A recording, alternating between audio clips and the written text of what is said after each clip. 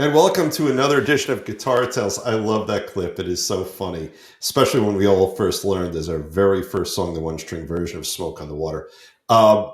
We have a great show tonight. We have a gear show, which is literally my favorite thing to do. I love the gear shows. And before we start, we always want to thank Charles Lorita, our sponsor over at Mischief Studios over in Pennington, New Jersey. They do a great job. Repairs, recordings, musicianship. You can record your music when you write the great song that you've written. And he'll sell you instruments. He'll do everything for you. South Main Street in Pennington. Go visit Charles. He's an old season one guest of ours and a friend of the show. Tonight, this will be a fun one. We've got Rick Taylor of Vintage Guitars, RBI Music. We've been chatting with him in the virtual green room even before we started. He's got great stuff. He's got great enthusiasm. And he's a bass player himself. I don't know if it's time to put the picture up. Scott, if you want to throw that picture up now. Otherwise, we'll do it later. Let's see if you're fast on the draw. So there is the great Rick Taylor. Rick, thanks for joining us tonight. I'm happy to be here. We'd love to have you. So I've already committed to buying one of your guitars. Scott's been sending me pictures of the guitars that look a little similar to what Pete used back in the day. And they look absolutely fabulous, absolutely fabulous. But you guys are doing amazing work there. And I guess my starting point, to use the word reverence, which I think is the answer to my rhetorical question, what got you into doing this specific kind of guitar production? Well, it's a very short story, actually, but it's an interesting one. So before RBI Music hired me, they were at a point where they were getting a distribution deal to the United States for the Vintage brand that had been here for about 10 years. Okay. And had a small presence, but really wasn't growing. And they were going to get they wanted to get a new distributor, so they picked RBI. My former VP, Robert Lee at Samick, when I was working at the time in Nashville, was working here and had gotten the whole distribution deal together. He had left at the time to go to St. Louis Music to be the executive vice president there, and recommended that I come in to apply for the job and to get this ball rolling with vintage in the United States. So to be honest with you, I looked at it, and at Samick, we were already doing these common shaped guitars. It's something that Samick factory does up to 50,000 guitars a month. At the wow. 50,000 a month. Yeah, that's no joke. Epiphone, Washburn, Squire, you name it, it comes out of that factory. It's a really good factory. Is that same? Is that like a Court where they make, a lot of the guitars we've always seen, but you don't know the company behind it kind of thing? Same thing. Court is also in Indonesia, as far as I know, and it's a different factory, though. Samick is his own factory. Right. So I looked at it, and I was like, we're already doing Strats and Tellys and Les Pauls. And the owner of the company called me and said, you don't understand what these guitars are about. You're a gear nut. I want you to come to New York.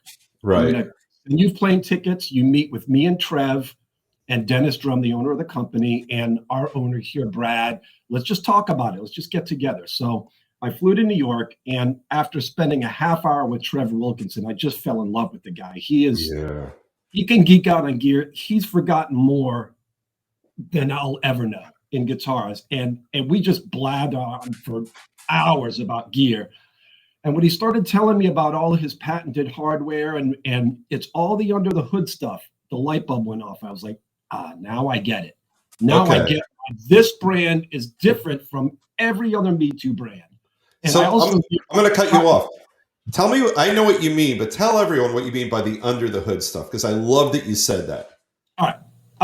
If I may geek out, because the Hell yeah. V6s really kind of encapsulate to me Okay. what makes these guitars special. But it's not stuff that you just see if you look at a website. And it's why they work and how they work and how I was able to get over 400 endorsing artists now playing these all over the world. Wow. Yeah, we're going to geek out. That's what we do here. We're going to geek out. Okay. Yeah. So the first thing we're going to do is look at why do this style of guitar go out of tune quite a bit? Usually the G string. Okay. There's a very good reason for this, and Trev Wilkinson has cracked the code. So let's look at the block, okay? Can you see those block holes? Yes. You see that they're not all in a row. They okay. Right? Yep. Okay. So when you have when you have block holes that are the same spacing. So let's look at the G string. The G string on this style guitar, the reason that lug right there is taller is because this originally was a wound string. Yep. Really, really tiny core. So it was a weaker output string. So Leo Fender smartly made that lug higher so that all the strings would balance, right? Yep. Forward, everybody goes to lighter gauge strings. They use a G string that's unwound. Okay. The thickest core on the guitar. So when you have to do a plain string there, you have to move that saddle way back, right? Yeah, I'm following. Right. So now you've got a string that goes over the saddle, does a 90-degree turn, and goes straight down into the block where all the other strings kind of go at an angle, right? So when you dump that bar and come back, that string doesn't want to reseat properly, so the G string goes sharp. And it does it every time. Almost every time. I've demoed this in hundreds and shown my guitar against some 5 times the price or 10 times, and I'm beating the crap out of it, and the G string doesn't go sharp. It's because the block holes follow the intonation line, so all the strings go into the block at a similar angle. I'm looking at one of my guitars, and I'm getting it. Yep. Yep. The other thing is a pressing type bar. There's no threads here. You press the bar in. There's a little grub screw on the back of the block that adjusts how hard it is. So you can let it flop around, or you can set it to where you push it in and it stays any height or any angle. Very cool. The other thing is all of the pickups in here, unlike guitars in this price range, and there are many, these pickups are properly calibrated. So voltage on a string is done by string movement, right? Yep. The string is going to vibrate the most at the 12th fret, right in the middle. So the less motion, the less output. So you have to have the bridge pickup a little bit hotter than the middle and a little bit hotter than the neck. Otherwise, you have to compensate, which is why you see a lot of cheap guitars where the bridge pickup is touching the strings and the neck pickup is buried in the pickup to get the volumes right. But then you lose all the top end here and you have too much magnetic pull here.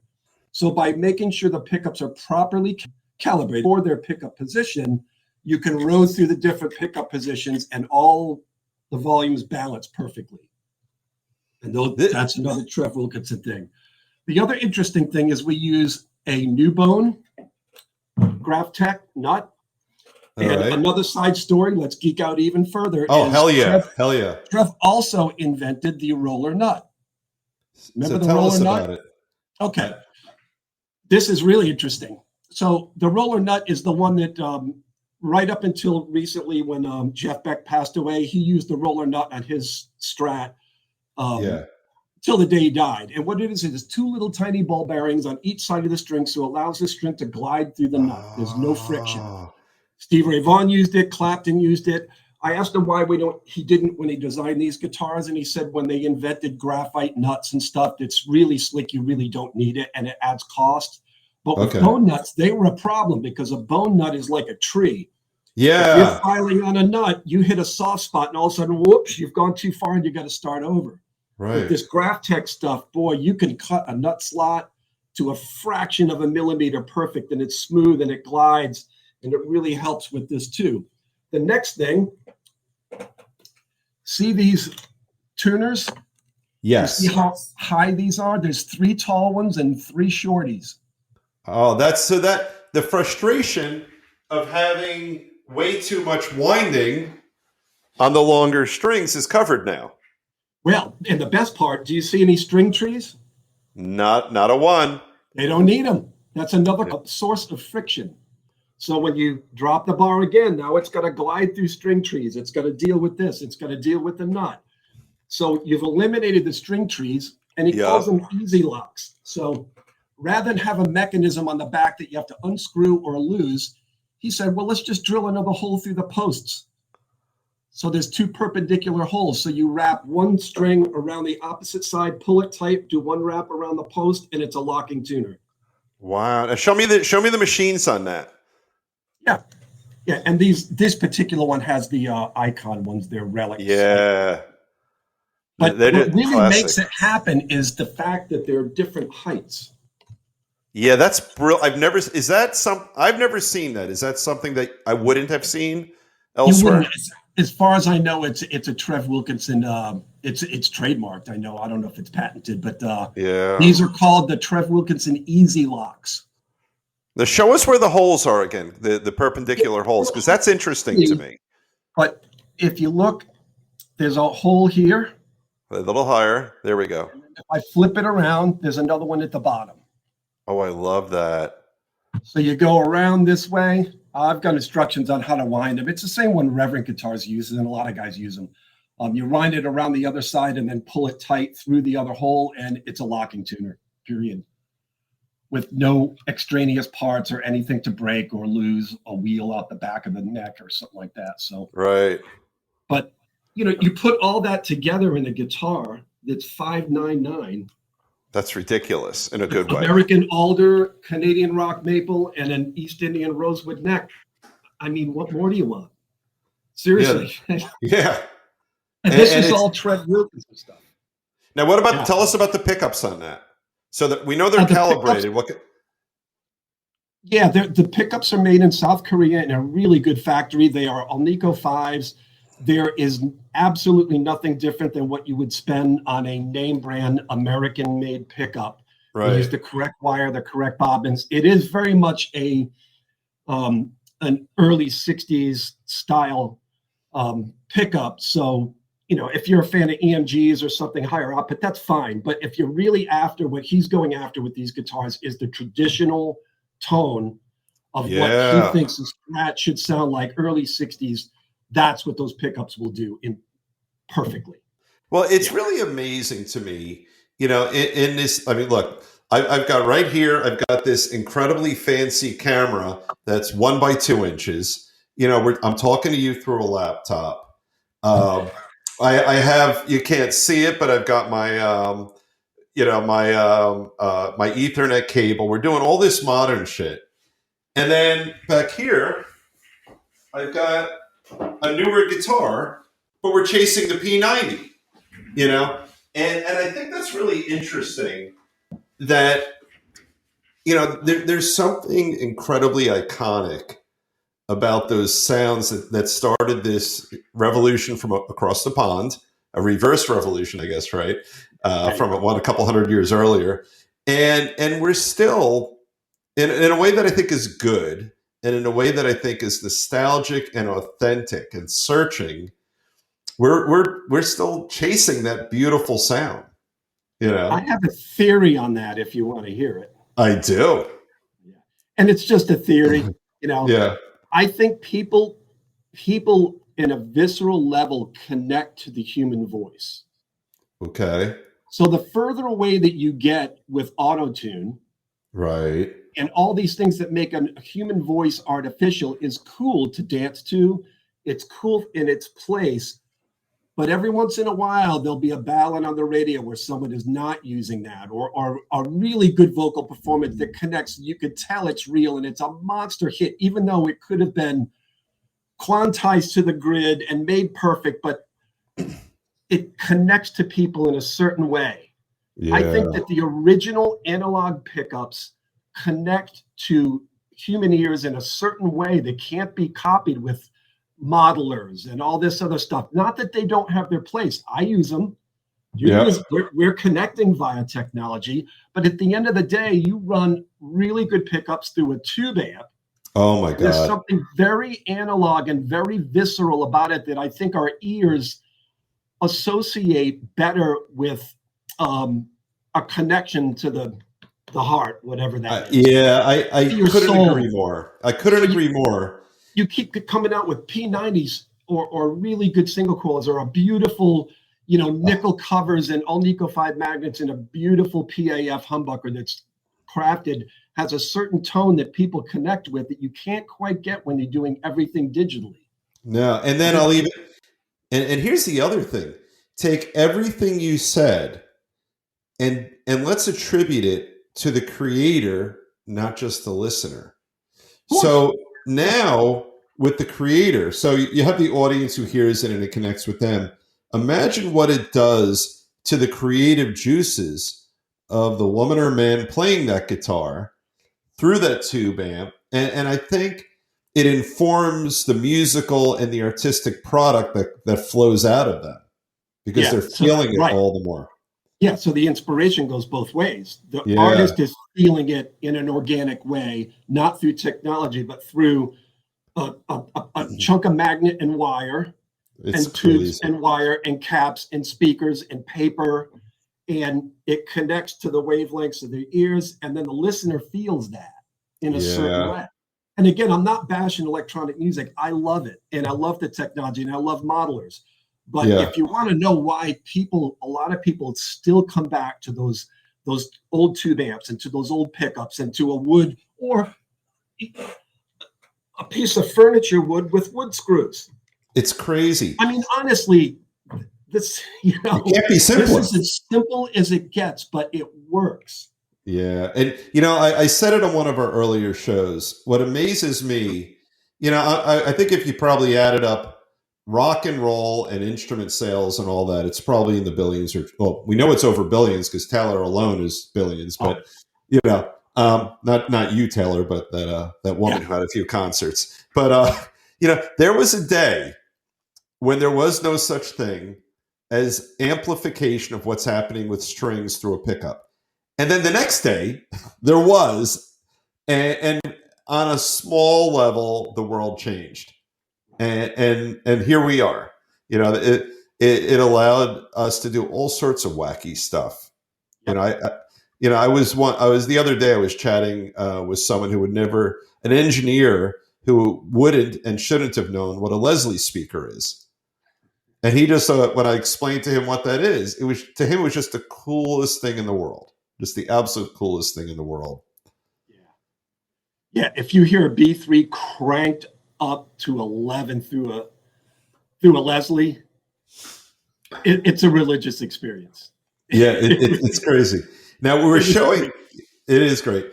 So Silvertone, you guys you own the Silvertone brand and name, right? Yeah, we acquired that brand in 2021. Okay. Now, so I want to do some history here. My memory is that was a Sears brand. Am I right? Yep. So I think in my amp history, I think I've owned at least one Silvertone amp. Fun fact, a little over 20 years ago, I lived in a Sears Craftsman house. Yeah, they did sell houses. No question about it. You could buy a house out of the Sears catalog. Yep. It was everything else you could think of. Right. Yeah. It was built in 1939. It was in the World's Fair. Not, my model, not the actual house. Yeah. Tiny little house, built very well, a smart design for, turn of that century. So Sears, it's amazing. And what a great, historic name, historic products. Tell us what you know, because that's all I knew was Sears. What is Silvertone? The cool thing about Silvertone was the Sears catalog was basically Amazon before Amazon was Amazon. Right. Yeah. If you lived, just taking aside that they made everything in the world that you could think of, if you were a kid, in Sheboygan, Wisconsin, and there wasn't a music store within 2 hours of you in 1945, right? You bought out of the Sears catalog. You're right. I never thought of that. It was this for our kids. It was this thick. It was this thick. I'm 60 years old, so I knew, we used to have the Sears catalog when I was a kid. I remember they delivered. It was a big, thick book. It had an order form, and I used to look at all the guitars in there. And, that's what a lot of people bought in areas where they couldn't get any of the name brands that you could get in the big cities, not to mention the fact they couldn't afford them, because even back then, $200 for an electric guitar was well out of range of a guy crazy in money. rural America. Yeah, adjusted for inflation. So Sears catalog branded Silvertone. I don't exactly know the year. I think Silvertone brand started with organs and banjos and all kinds of stuff in 1916, I believe. But when they started doing electric guitars, and it really took off during the whole British invasion and the Beatles era, I always like to show, which I have here. Guys are always busting my chops to reissue this guy, the famous amp and case. Oh, I think I know this. You would buy this guitar, and it came in this case with a tube amp, with a little 8-inch speaker and tremolo, and you just tip the amp on its side, you plugged in your guitar, and off you go. Oh, I want one. That's cool. You know, until the kid closed the case up and left it turned on with blowing hot tubes and burned the house down. But right. And that's a good. That's a little SG-ish in shape, a little bit. And again, you know, what we're trying to do with this brand is, this brand was the case and everything was done at the Dan Electro Company. Mostly Silvertone used Dan Electro in Neptune, New Jersey. Most of the guitars were made by the Harmony Factory in Chicago in the late 40s. This one was Masonite with a pine core, and they used commercial grade wallpaper to hide the seams. So when I wanted to re-engineer these guitars, I wanted guitars that I could play instead of a guitar that you might want to play on every once in a while because it's a cool track. Is that a 3/4 guitar, by the way? No, that's a, no, this is, I think that's the one behind you, though. The black and white one looks kind of small to me. It's 24 3/4, I believe. I should know that. I'm not sure. It's either that or 25, the same as the 1303 up at the top here. Okay. This is a prototype, by the way. You're not supposed to see that. So I don't see anything. I can't tell see your viewers, everybody do this. Yeah, I can't see it. Don't worry. So what we did with the new one is take that old guitar. I wanted a guitar that I could play all night on a gig if I wanted to. It's solid mahogany. It strings through the back. Right. It's not hollow. It's got higher output pickups. This is about an 8 resistance, 8.5, and a 7. It has a truss rod wheel. The original one had no truss rod at all. So It's completely adjustable. So this is a guitar you could just go up and hammer. It's quiet. So that's kind of what we've done with the brand. But, you know, Silvertone, kids had all kinds of stuff like that. And it's the same thing we did with that amp behind me. That's a 62 1484. That's the amp that the Black Keys are touring with and Jack White. And so we partnered up with Jackson Audio. Oh, look at that. And came up with this, which is basically, it's that amp in a box. Wow. It's all made in America. It's made right up the street here in Keller, Texas. They make the boxes. They make the jewel light is like this. So there you go. Wow. So give us the specs on that little mini amp. It's basically one channel. It doesn't have any cab modeling. It's a single channel from this amp that gives the character of that amp. It's a very interesting mid-range, a very chewy tone that a lot of people fell in love with. There's a good friend of mine, Pat Buchanan, who is a very famous Nashville studio musician. He's played on thousands of records. He's ridiculous. Right. This was one of his secret weapons, he said. He had it all in a case, hard case, completely, you know, they not fixed it, but they bolstered up all of the cabinet because they were made with real thin plywood. And that was the sound. So the only difference between this and the amp is instead of tubes, they use JFETs. But that's something that Jack, they're transistors that simulate tubes. Oh, really? That's the Silvertone, and that's basically that amp in a box. That's amazing. Yeah. So that was another project I was dying to do when I worked for Samick, and I got to bring to fruition once I bounced over here to RBI and got the resources to do some of this stuff. This was a big hit for us. And we're That's working on neat the stuff. second pedal too. So is that a pedal or is it an amp? No, it's a pedal. Oh, okay. So you're replicating the sound. Yep. Now, are you using amplification to distort, or are you just? Yeah, this is designed to go into the front end of an amp. If you really want the tone, it's really good to like hit the effects return into a tube amp. Okay. But it's designed to go in line, you know. Okay. Yeah, there's a lot of videos out about it, and it got really good reviews. It's just a real subtle tone machine. I love that, and I love, again, it's that reverence to the sound we're chasing. You know, absolutely, and it's quality. This is all stainless steel. Right. It uses the best components. There's nothing in here that won't last you for the rest of your life. We copied the Jewel Light. I noticed. I actually noticed that. That is good looking. And if you look at the knobs, Jackson Audio had these replicated.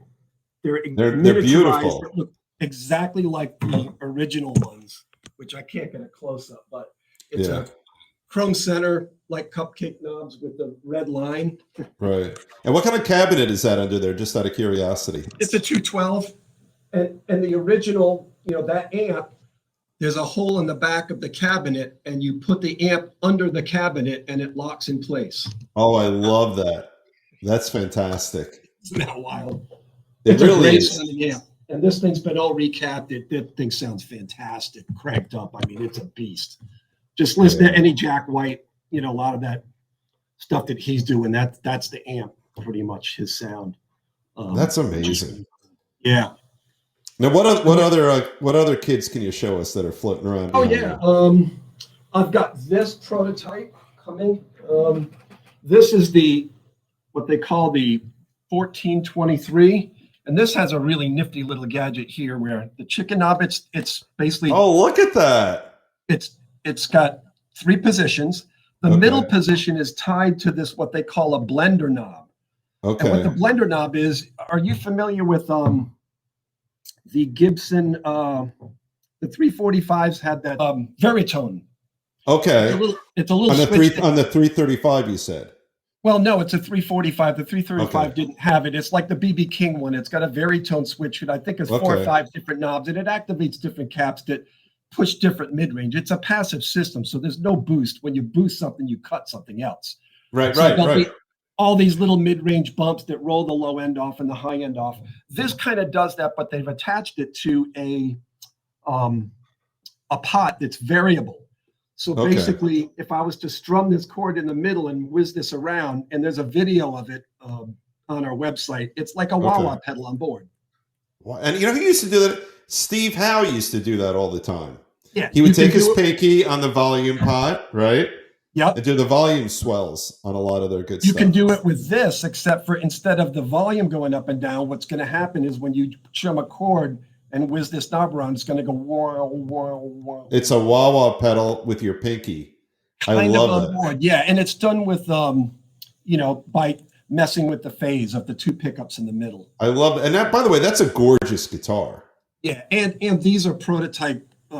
These aren't on the market yet. These foil pickups I'm messing with. Oh, okay. They'll be out next year. The production models come with Seymour Duncans, which are really nice too. But the original ones had these foil pickups, which is a really neat pickup. It's a rubberized magnet that's like your kitchen magnets that you used to just throw on your refrigerator. Okay. Yep. Like that with wire wrapped around it and shoved in a case. I mean, they're real primitive, but it's a very cool sound. I love that. And it's I mean, because someone who's buying that guitar is going to have 5 or 10 or 15 or 20 other guitars. No question. Yeah. It's not a utility guitar. It's a specialized guitar, which is great. Yep, it can be. Yep, and it's got its own unique kind of thing. By the way, I could do this all night. This is so much fun. Oh, I want to show you one more cool thing that I did. Hell yeah. This was probably the biggest selling guitar in Silvertone history. Oh, look at that. That looks familiar. Yeah. Well, because a lot of companies have copied it. Yeah.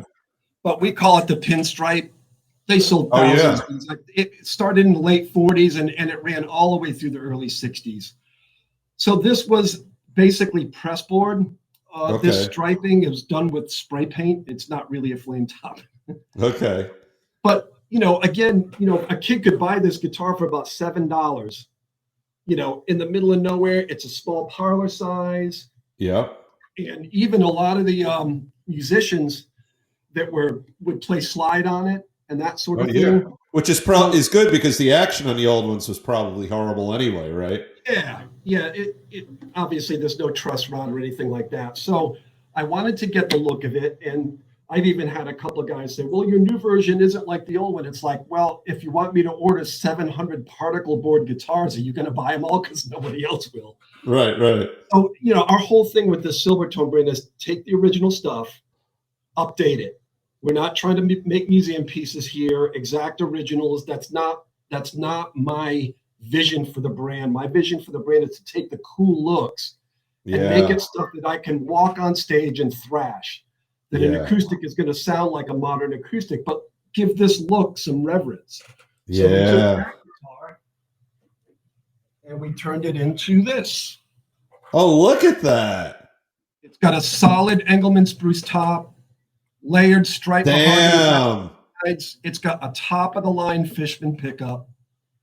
I mean, what more do you want? It's a great little parlor guitar. It's got the look, but this is going to have a much better tone. It's got a truss rod. It's going to. Oh my God. So all right. So I've already committed to buying one of your Pete inspired guitars. I think I have to buy that one too. That's a gorgeous guitar. That really is. It's our best-selling acoustic by far. Yeah, it brings back the nostalgia, and it's there's a big not just with this brand, but there seems to be a big interest in smaller guitars. I've always thought they were recorded in pop music a little better because people typically mic up a dreadnought and roll the low end off anyway in the studio. Oh, that's true. Yeah, the low end for the most part, unless it's acoustic music or bluegrass where you want it to speak the full range, right? All frequencies. But if you're playing pop music, a lot of these little parlor guitars are great in the studio because they don't take up a lot of space. You can pan them left and right. They're real jangly, and they're great for finger style too. The mid range really picks up the tone of your fingers. So and I would think you could, as a guitar player, you could probably do a lot more with them. It's probably a little easier to play. Almost like, weird analogy. If you I don't ski much, but I ski a little bit. It's easier to maneuver on shorter skis. Yeah. So and not to mention vertically challenged humans. My wife is a songwriter, and she's 5'4", and parlor that's going to help. Comfortable than a gigantic dreadnought where she's reaching over it. I'm 6'2", so it doesn't matter. But wow, parlor guitars have gotten really popular, and there's some really good ones out with the top brands that I've played recently that are phenomenal. There's Collings Guitars is just south of us here in Texas. They make some scary good stuff. Oh, that's great. Now Scott has he wants to take a look at some of the vintage line, and he's interested in the V100 LP. Yeah, let's get back to that because there's still a lot of cool stuff to geek out on. We kind of got off tangent here. It's all fun. We got time. Yeah, I'd like to show you this guy. Oh my God, look at that. This also kind of goes to what the vintage brand is about and why I think the brand has grown so well. And it's, again, we're talking about real subtle under the hood stuff, okay? Yeah. But when people think of this guitar, I forgot to take out the knob. It actually comes with one of those for your folks out there. Yeah. But this basically will give you that 1952 tone that people chase, okay? Yeah. There are, Trev Wilkinson has told me that there are a lot of reasons on how to get that tone, okay? And it's not the pickup. That's part of it. Okay. But it's probably not the most important thing. It's the bridge, right? That's like at least half. Okay. Yeah. So you're going to get a lot of guys that will get this style of guitar, and then they'll get an aluminum bridge with the size taken off, and they get 6 stainless steel saddles, for instance, or something of that nature. Right. They say it still doesn't sound like a 52. I don't know what. Well, it must be the pickup. I'm going to get a Nordstrand or a Duncan or whatever. Right, and they right, spend right. $200, they put the pickup in, and it doesn't make any difference. Okay. What really makes this guitar speak is what I like to call the tomato soup. Okay. You could open a can of Campbell's tomato soup and it's going to taste okay. But if you've ever had tomato soup done by a really great chef, it's Right. spectacular.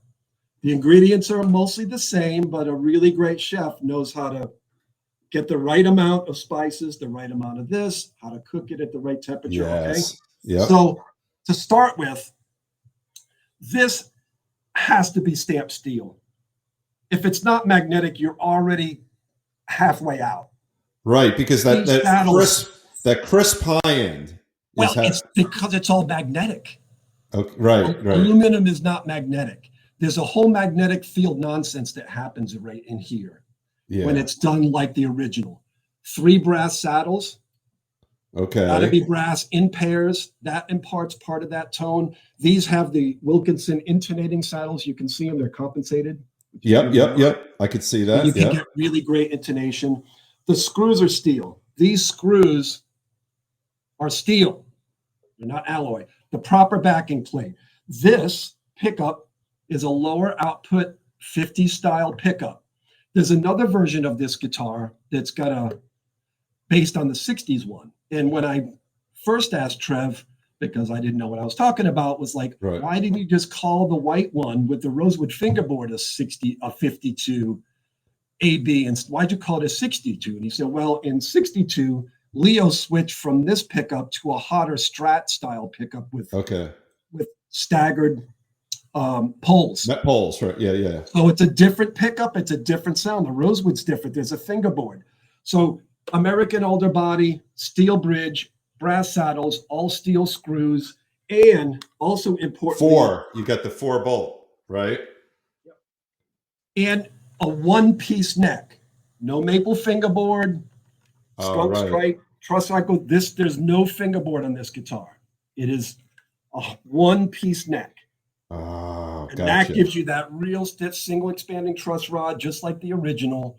So if you put this all together, if, that's a big if this is the sound you want, like a original 52, this guitar will give it to you. And it's all those little things, American alder body, the right recipe here, the full-size pots, 3-way switch, one-piece Canadian rock maple neck, and you're good to go. Now, am I right that in the post CBS years, a lot of the Fenders switched over to 3 bolt necks? Yeah, I think I asked Trev about that, and some of the thinking is that one of the strongest joints is triangulation. Okay. It's a very strong joint. What I think kind of messed that up was the It's a softer maple. the neck tilt that they Okay. included in that made the necks a little. Yeah.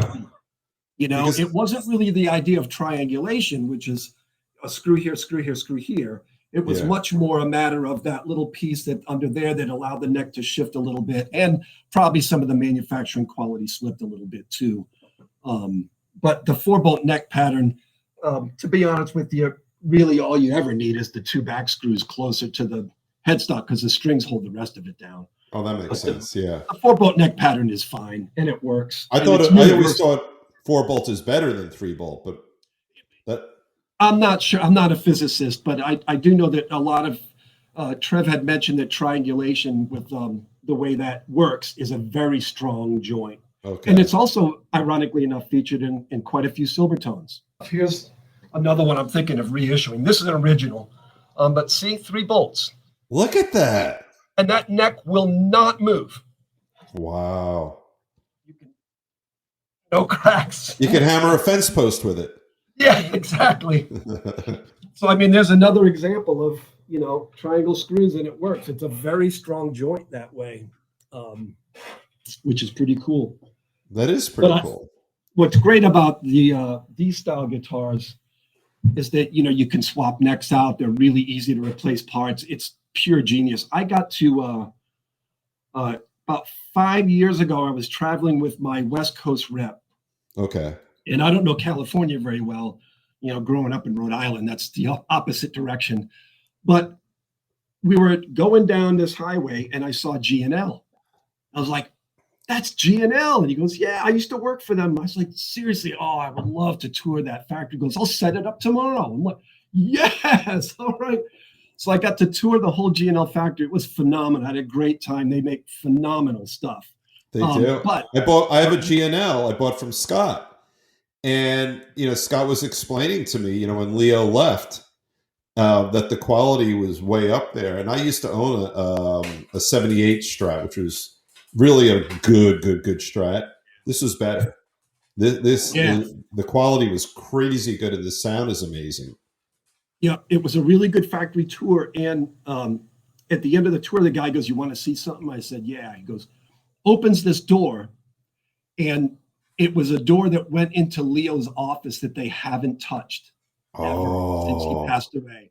That you go into this room, and there's still all these drafts of he was building his own boat, and it's covered in dust. And then you go through this other door, and it's his room that's pictured many times with the box with all the necks.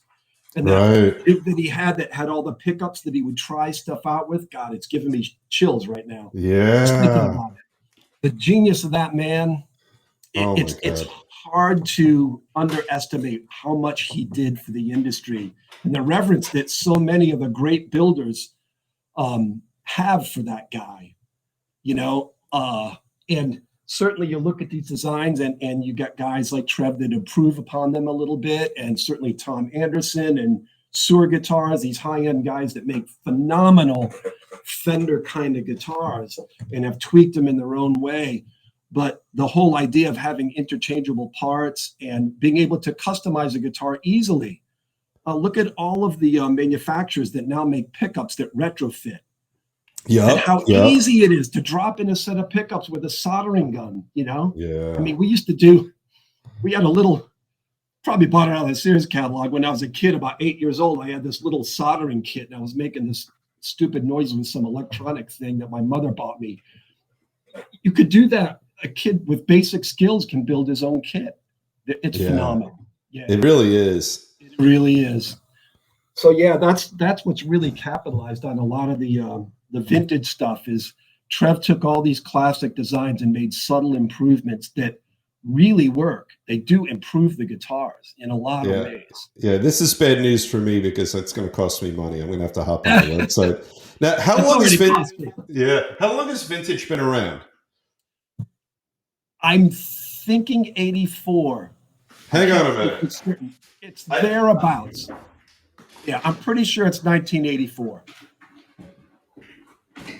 And I think... What did I just notice? Let me try to get this on camera. Oh, my goodness.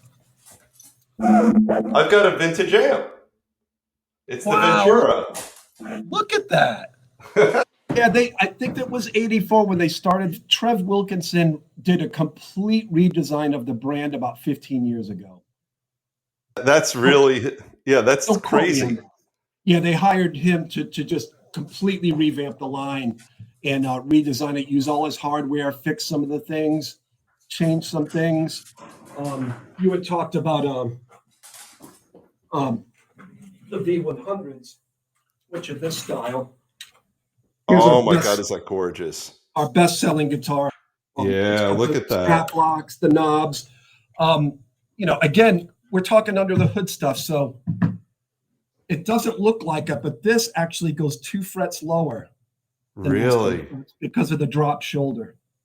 Oh, that's a gorgeous guitar. That the really way he's is. Designed the curves, it doesn't look like it, but you get easier access to the highest frets. And look at that finish. Yeah, and this guitar, unlike a lot of guitars of this style, in this price point, uses a long neck tenon. Explain that. Okay, so originally Gibson designed the neck to get glued in all the way down to here. So there's a mortise and tenon joint. I think that's a mortise and tenon joint that goes down to here.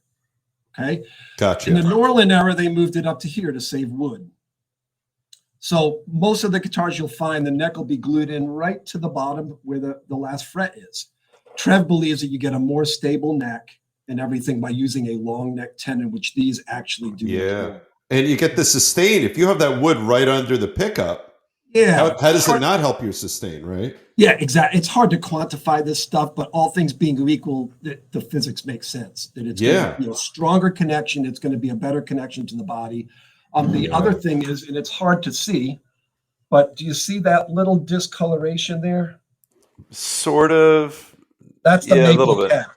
A lot of Okay. guitars that you'll see will not have a maple cap. They'll have the veneer, but it'll Okay. be just mahogany. Okay. But this guitar, typically the real design is mahogany back, mahogany neck, long neck tenon with a half-inch thick maple cap, which this has, and then of course they put the veneer over the Half top. inch is thick. I mean, that's It is, and this is a yeah. real half-inch thick maple cap, Wow. and this will give you that tone. And he's re-engineered, reverse engineered the right pickups and all that stuff. He also believes that the proper neck angle for this style guitar is 3 degrees. And that's Okay. another thing that a lot of manufacturers don't pay attention to. They just go, well, it's supposed to be like this. Yeah. Yeah. Well, Yeah. that's not what they originally thought of. To get this guitar to wear right, to where it feels right, you want the neck to body angle to be about 3 degrees. That is just a gorgeous guitar. Look at that. This is our best-selling guitar, and our second best-selling guitar is this guy. I love them both. Yeah. Now I know you have tell us about the Pro Shop. Oh yeah, I forgot to pull any of those out, but I've got a bunch of them here, so let's just have some fun with gig bags. Yeah. We'll do like Secret Santa. So the Pro Shop, the way this happened is, when I started signing, because I also do artist relations for the company on top of product manager. So a lot of artists would say, hey, I want that guitar, but could you do this? Like something as simple as, I know this model only comes with a maple neck. Could you swap a neck with a rosewood? Like, yeah, we can do that. Right. What about putting a humbucker in this 3 single coil guitar instead of 3 single coils? Gotcha. Yeah, we can do that. Right down the street from me is a guy, Kevin Easton. You can look him up, Easton's Shakorama. He used to work for the company long before I came aboard. He worked in the custom shop when we used to own Charvel Jackson guitars before. So this guy is a very, very high level luthier. He can build anything. And so I would get him to do these things. And we thought, well, let's just make these available to people. Let's just come up with something. We got spare parts. Let's modernize some of these things and just make them available. And it just blew up. Okay. So we started it in the US, and we're still doing it. If you want to go to order one custom, we're running it through the brand owner's shop. You can go to Vintage Guitars R US, not US. Put the R in front of it, and go to their pro shop. You can tell them what you want, and they'll build it. Wow. Really cool. I love that. Let's do our Secret Santa. I want to see what's in the bag. Here's a cool one. Yeah, this is nice. So this is another one that only comes with normally a maple fingerboard and 3 single coils. So we put 2 vintage humbuckers in it with a black pickguard. That's really an attractive guitar. Yep, fire-breathing dragon, man, right there. Yeah, look at that. No coil taps, just straight up high output. Those are It's what he calls his vintage voiced pickups. I like that. They're hot. That's cool. Let's see what we got here. Oh, this is neat. Oh, you got the lipsticks in there. Yeah, this was done by another tech that we have around here called Willie Smith. So that's basically a Gretsch style humbucker. Okay. Married to 2 single coils, lipsticks. I love that. That's a fun guitar. Yeah, I thought it would look real pretty with that Ferrenda red. Yeah. Yeah. So I thought that'd be cool. We got that one done. It is Christmas at Guitar Tales. It is. This is the fun stuff, We see what these guys do. Oh, this was neat too. This one was at NAMM last time, so we took the V65. Oh, look at that. And put foil pickups in it. Look at that. And these have they're dual coils with coil taps for each pickup. Oh, wow. So you can get single coil or dual coil out of it. Look at that. Isn't that cool? That is a funky looking guitar. Yeah. Yep. So we're always trying stuff. And these are all made for sale off our website. They're one of a kind. On the back of the headstock, should say here. Yeah. So it says, which way we go? There you go. Pro Shop. Oh yeah, nice. So it comes. These will include the gig bag. They'll have the difference between these outside of the modern kind of monkeying around we do with the hardware. These get a full fret level crown and polish. They're guaranteed to play 1 millimeter at the 15th fret, super low action. We treat the back of the neck so they feel great. If it's shiny finish, we do this thing that Kevin calls a glassed neck. He won't tell me how he does it, but it feels unbelievable. It feels like this neck has been around for 50 years. Wow. And then we put the Pro Shop thing. It comes with a certificate of authenticity. And most of these guitars are around, $800 to $1,200. I'll tell you a very quick story that you're going to love for your viewers. So we were at the Dallas Guitar Show. This was about 3 years ago. Okay. And I'd given a guitar to Kevin and said, let's just build me something and bring it to the show, on Saturday. So I didn't have a price on it. And he came up with this. It was our V6 body, single humbucker.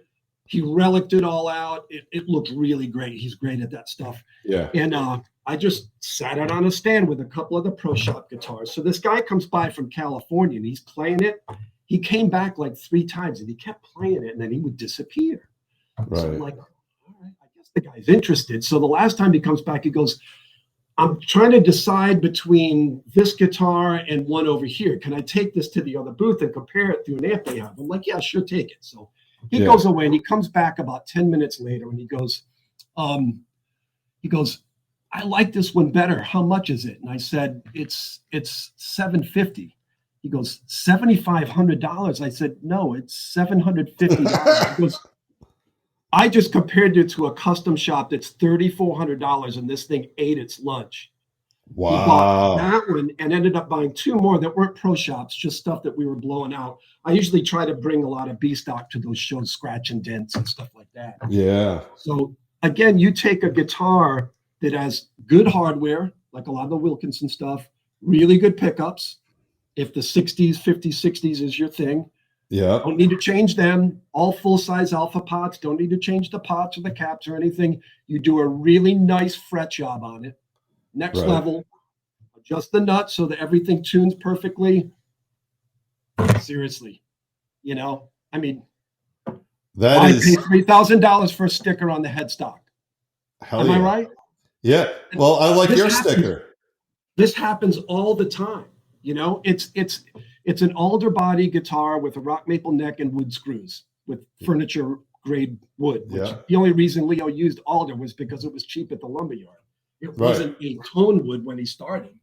But it created the music we all listen to. Yeah, and he was a genius at designing stuff that works. Yeah. Oh, this is good. Oh, let's see this one. Whoop, whoop, whoop. Oh, I'm digging that a lot. He took this guitar and we had a body, the neck was bad, so we put a different body on it. You can't see it, but if you look at how shiny those frets are. Oh, I could see that. Yeah, you're getting it with the light. Yeah, this is a world-class fret job done by. So that is, it's funny. I am partial to maple for that reason, but as opposed to rosewood. But that one, that's like a maple neck that's darker. Yeah. So we got some aftermarket knobs. He heat treated the pickup. I don't know if you could see it. He turned it blue. Yeah, I could see that. I think he hit it with a blowtorch or something. I don't know how he did it. Oh, that was done by Kevin Easton over at his shop. Oh, that is fun. But yeah, that's cool. Yeah. Reverse headstock. Yep. Oh, that's the rock and roll stuff right there. Oh my God, look at that. Now I have heard a rumor that you sell guitars that are missing 2 out of the 6 strings, and they're a little thicker.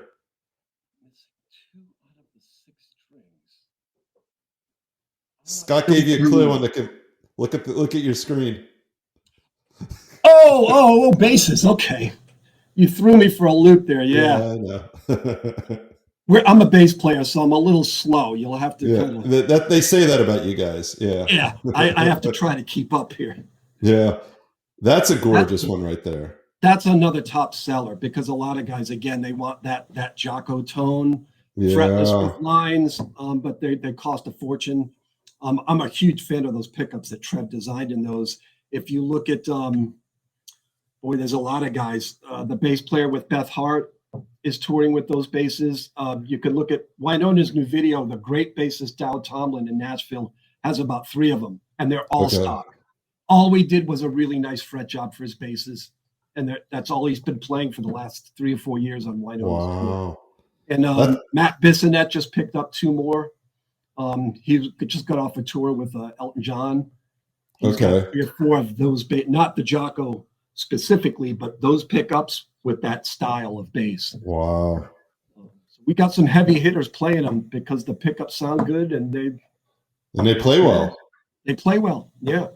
So and now are you guys all guitars? Or you build the pedals, you got the guitars, you got the basses, you got the pedals. I think don't you have Stomp Box too? Didn't you take over? Yes. If you look behind us, we distribute the Big Joe Stomp Box.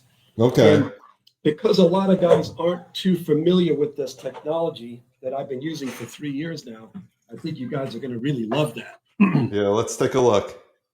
Ooh. Oh, it's little. I like Yeah. that. Liz. What is it? It's Li2. Oh, okay. And this one, battery's dead. But anyway, it is a lithium battery that Okay. powers your pedal board. It's 1,000 milliamps. Oh, Steve Vai is using 6 of these on his pedal board, from what I understand. wow. As you get more high gain and more high gain, what do you get in your system? Noise. Yeah, so that cancels Especially it. for knuckleheads like me that play on bars, you know? Yeah. So you can either go out to the front of the stage and plug your $1,500 of boutique pedals into Yeah. some beer-soaked power outlet, or you could just turn it on. Oh. Check this out. You can run as many pedals as you want. Is Okay. what this looks like. So That's tiny. yeah, it is tiny. So this is telling me that it's 99% charged. Okay. It's pulling 0 milliamps. Right. Look at And that's that. Percentage of charge. So I'm going to put this on a pedal board. Oh, I love this thing. When I go to a gig, I throw my board down, I turn the battery on, I plug in 2 cables, plug in an amp, and I go get a beer while everybody's on their knees on a beer-soaked stage. Look at that. That's a gorgeous pedal board too. Yeah. So you can see the Li2. I'll see if I can get this. So right Yeah, now, I got it right at the bottom right from our perspective. all of these are turned on. So again, I can run all of these pedals for 11.1 hours. Oh, look at that. That's the milliamps, and that's the percentage of charge. That's brilliant. So you're plugging in your amp, but you're not plugging in your board for power, that is. This never gets plugged into the wall, so there's no wall noise. There's no fluorescent lights getting into your high gain distortion box. It charges with a USB-C. So I've plugged my pedal board into my car on the way to the gig if I need more charge, or plug it into your computer. It comes with a power supply, whatever, but it's universal. Yeah. And it's got 2 outputs. And a lot of guys say, well, it's only 1,000 milliamps. You know, what if you need more? You're not thinking. Just buy another one. All right. Only Yeah. $150. If you want 3,000 milliwatts, just buy 3. Okay. Wow. You know, it just plugs in. It's standard. Now there are limitations. Obviously, there's some heavyweight digital gear that requires a ton of milliamps. So it's not going to be the right product for everybody. But for medium to small pedal boards, this thing is. That's brilliant. I can't imagine why anybody would want to use something else. I've had it on my pedal board for 3 years, and there's no way I would go back to my old plug-in system. That's brilliant. Absolutely brilliant. Quiet, no noise, no hassle. Just make sure you keep it charged up at home. Check it before you go. Turn it off. Throw your board down. Plug it in, and you're done. And you keep an extra that's charged. That's the other thing. Yeah, keep a backup around. A lot of guys do that too. Yeah. We sell a ton of these things. Oh, that's a great thing. So let me ask you. So let's talk about how people can find vintage, because Sure. yeah, I'm in love with all your products. I got to tell you. I'm going to assume that not everybody of our viewers here are going to be from the United States. So there's two URLs. We started our own website in 2015 when I took this gig, just because I figured the market for the US was going to grow. Yeah. We had been cocky at the time, but I knew I wanted to be able to have my own artists, because moving from Nashville and being a player there for many years, I had a lot of friends that I know that would help me, that could play these guitars out and help me grow the brand. Right. So if they want to go to the US site, the US site is vintageguitarsus.com. Perfect. And again, we're the distributor, not the brand owner. The brand owner site is Vintage Guitars R US. Gotcha. And that's for everybody outside the US. And that'll take you to the John Hornby SKUs website, the brand owners, which also, by the way, has a lot more stuff than we import. They have obviously every model they ever make. I carry maybe about half, maybe more than that, of the models that they choose. And I see we've got the banner on the lower third of our screen right now. Yeah, you could. Oh, yeah. You got. See, I'm only 59. I'm not old like you. You're 60, oh, so I could see it better. Yeah, it's coming, buddy. yeah. Allegedly. Do you have any siblings? I do, and he's 5 years younger. So. Oh yeah, he's gonna light you up, man. I got an older brother and a younger brother, and when I turned 60, the gag gifts came nonstop. It was hilarious. Oh, I bet. Yeah. We piled on my older brother. My younger brother turns 60 next year, and he's in for it. Yeah, you got to get him. Yeah, but you won't even remember at that point. You'll be so old. Yeah. Send a preparation H via Amazon and just. That's right. That's right. Well, this has been off the charts fun. I feel like an 11-year-old kid in a toy store when we talk like this. Yeah, I love geeking out on this stuff. As you can tell, it's always fun. And I've been really, really fortunate to spend time with a guy like Trev Wilkinson that knows so much about this stuff. I've been to his shop several times. I've been to England at the corporate offices. Vintage, they're a great bunch of guys. They really know what they're doing, and they are dedicated to doing things the right way. Yeah. Not just trying to do a cheap imitation of something. It's like, no, let's just do it right. Doing it right doesn't mean it has to be expensive. Yeah, it's that is, if this were a book, I'd say that's jumping off the page. Yeah. And that was the whole point. Pack the guitars full of good stuff that any pro that does, professional work can enjoy, but that somebody who's just learning can acquire of means and have the right guitar. Right. Because have to go, well, I bought this guitar, but I have to change the pickups because they're noisy and the bridge won't stay in tune and the tuners are skipping. It's like, no, you don't buy a cheap guitar and then spend $600 upgrading it the parts. Just buy one of these and be done with it. Do it once, do it right. Right? Do it once and do it right. Yeah. Well, Rick Taylor, I got to thank you. This was so much fun. Always fun for me. Always fun. I love your show, and I really genuinely appreciate the invite. It's been great. It's our great pleasure. And we look, for all of you folks watching the show, if you can, hop on our YouTube page. It's a lot of work, but just do this and hit subscribe. Try it. You could do it. You could do it. Eye of the Tiger. You could do it. Subscribe. You see what I'm doing? Subscribe. Rick's doing it. He could do it. It's called a mouse. Yeah, just use a mouse. And we have a lot of great shows coming up. But one that I just want to mention as a standout, we had the great Phil X on our show. And it was so great because a week after he was on our show, we saw him online jamming with Michael Anthony. We've decided, it was so great. I felt proud. I called my son. I said, look, this guy was on our show. And so we're doing a Van Halen panel discussion. And Phil X has been gracious enough to agree to appear on the show. We'll probably tape that in November. We're really excited about that because everybody's a Van Halen fan. Like, there's no one who isn't. How can you not be? Yeah. What a great band. What a genius player. Yeah. Oh my God. And then let's not forget Michael's harmonies. Oh my God. So we could do it's insane. So I saw Van Halen live in 1981 at the New Haven Civic Center in Connecticut. Wow. Mind blown. I was not Yeah. expecting. You mentioned vocals, blew me away. The vocals were scary good. Yeah. The Yeah. best I'd heard in a long time. That was a Yeah. great show. Oh, that And 81 is a great time to see them too. Wow. very loud. Yeah, I bet. Well, thank you again, and we will Yeah, see thank you. you. Oh, absolutely. And we'll see you next time at Guitar Tales. Hey man, it's Phil X, and you're watching Guitar Tales with Dave Cohen. And Guitar Tales, Guitar Tales. Like, what else do you need, right? Guitar. We're geeks, nerds, gear, inspirations, positive vibes. Look out.